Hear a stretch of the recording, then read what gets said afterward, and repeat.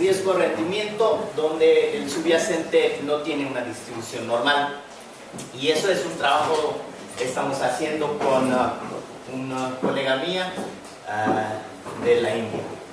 Es el director de Chennai Mathematical Institute y hemos logrado hacer eso es para los alumnos, tenemos ya un vínculo de intercambio. Entonces, si ustedes quieren ir allá por un semestre,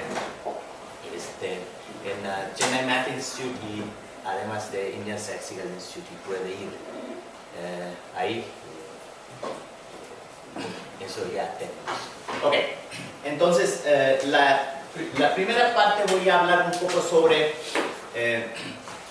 las Afores, cómo está evolucionando. Bueno, de hecho, originalmente la plática era de alguien de la Guanzara, entonces yo voy a hacer un resumen de su presentación. Pero la parte importante que voy a hablar sobre es el asunto de las Afores y cómo utilizamos modelo de Markowitz como si fuera así manejamos los riesgos. Por otro lado, tenemos una esquizofrenia que medimos el riesgo a través de valor en riesgo. Entonces, ¿dónde queda el valor de riesgo? No es la varianza. Eso es que vamos a hablar. Pero primero, un poco más sobre Carlos ha dicho algunas cosas sobre eso, pero aquí ponemos también del PIB. Aquí está, le preguntan cuál es el porcentaje del PIB. Así van. Ahora está el activo de las Afores anda alrededor del 11% del PIB. Y eso se va creciendo. Obviamente el juego va a parar una vez que llegamos en el momento donde las personas que están en el sistema empiezan a retirar. Entonces yo estimo que eso se va a llegar entre 25 y 30% del PIB y ahí se va a parar. Más o menos en 2030. Entonces la nota ahí está invertido en varias cosas, principalmente en bonos del gobierno. Ahorita vemos eso. Al inicio habíamos dado autorización a 42 fondos. Estaba otorgado para operar en México en 96. Hemos tenido varias, 20 y tanto en un momento dado. Ahora quedamos con 14, incluyendo pensionistas. De ellos, tal vez en ese momento realmente hay un lugar de no más de 10 compañías para tener suficientes negocios, pero bueno, ahí siguen algunos. Y algunos operan en unos mercados muy puntuales. Por ejemplo, en el caso de Azteca, una buena parte viene de trabajadores asignados. Como ustedes ven, algunas compañías tienen mucho más de trabajadores asignados que trabajadores registrados. Algunos han salido del mercado a fuerza por la CONSAR, porque básicamente esas compañías quedaron con asignados y simplemente estaba sacando dinero de los asignados. Hay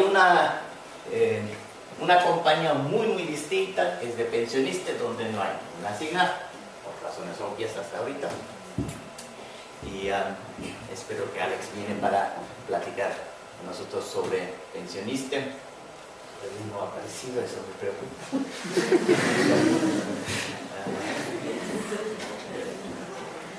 Bueno,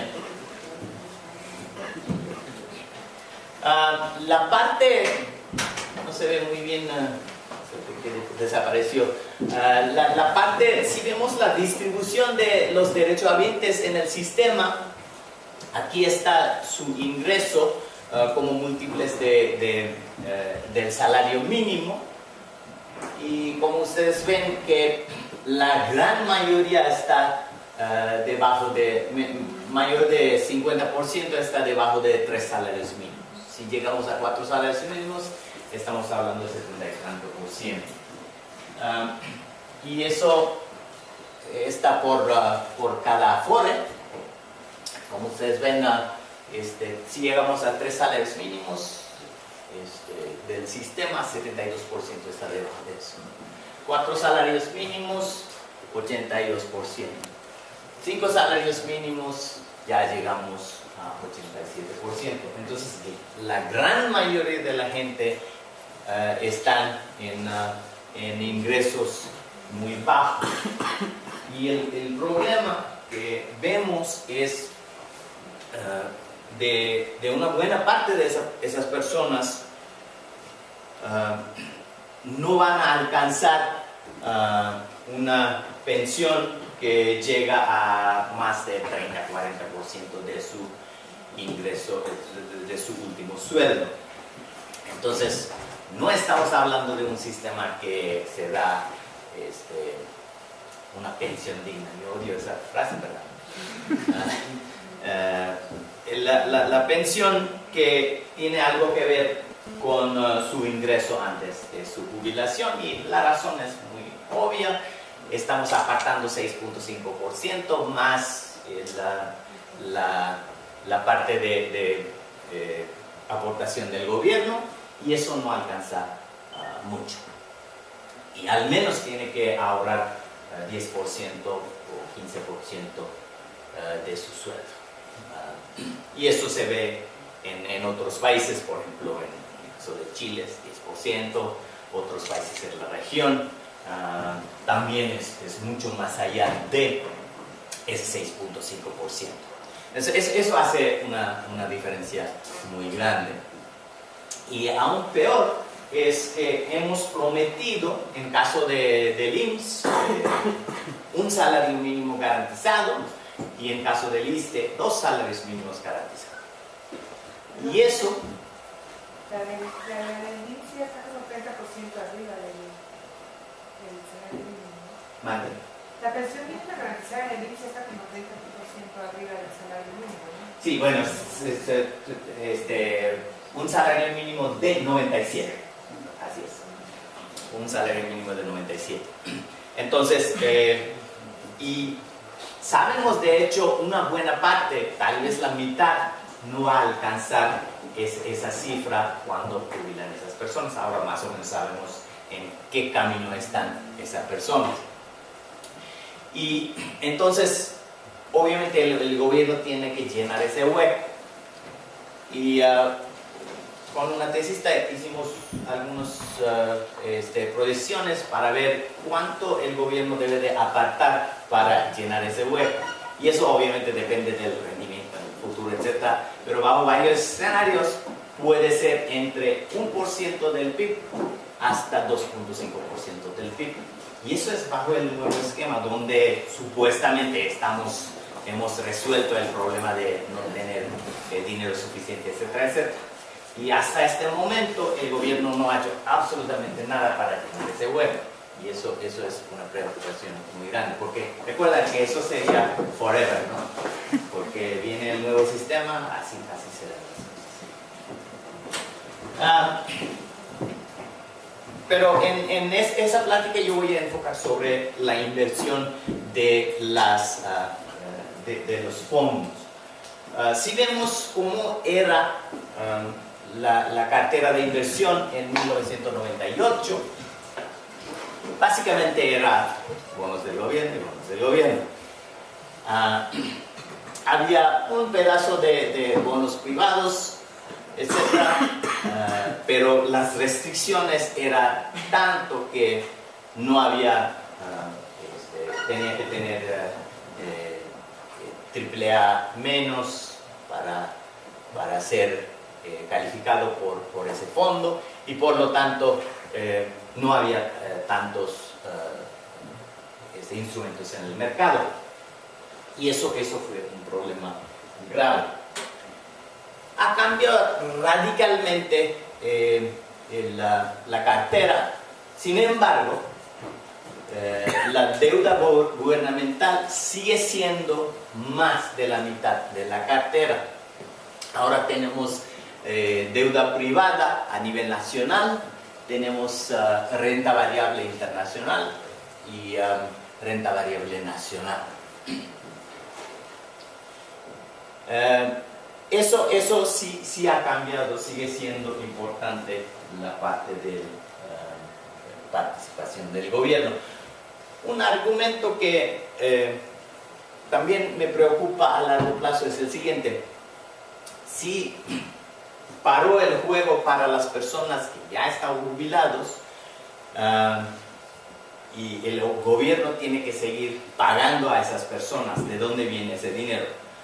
El gobierno está vendiendo los bonos a las AFORES y está utilizando ese dinero para pagar a las personas que ya están jubiladas. Entonces, en mi AFORE, más de la mitad está en el bonos del gobierno, que no está respaldado por nada. Entonces estamos moviendo de un sistema de reparto a otro sistema de reparto. Otro pay-as-you-go. Otro pay-as-you-go, exactamente. Otro pay-as-you-go. Y eso obviamente me preocupa porque 10 años y voy a jubilar. Tiene que meter ese dinero. Como dije, la inversión en títulos gubernamentales ha bajado, pero no ha bajado en una tasa, digamos, constante. Hemos visto durante la última crisis que hubo una subida de inversión en bonos gubernamentales. Y en esa época, si ustedes recuerdan, el rendimiento de las AFORES era negativo por un rato. Pero eso no realmente real, en el sentido que en ese momento no estaban liquidando los bonos, entonces es más nocional que real. Aunque yo recibí varias llamadas de reporteros que todo sale negativo, ¿qué dice usted? Y no, eso no es preocupante. Pero eso obviamente los periódicos no publican, porque ellos quieren algo jugoso, ¿no? Eso no es noticia.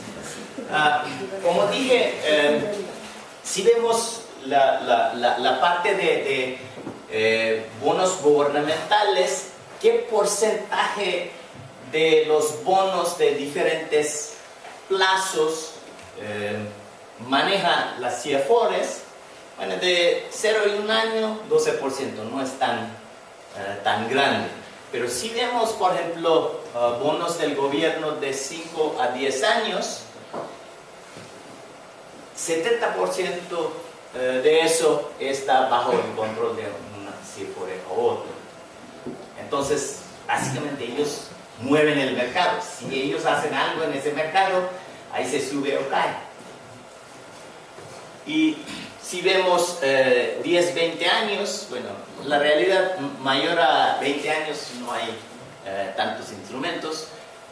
10 a 20 años, también la mitad de del mercado está controlado por las AFORES. Y eso, a través del tiempo, cuando tenemos más y más gente y más dinero, eso se va a aumentar. Y de hecho está aumentando.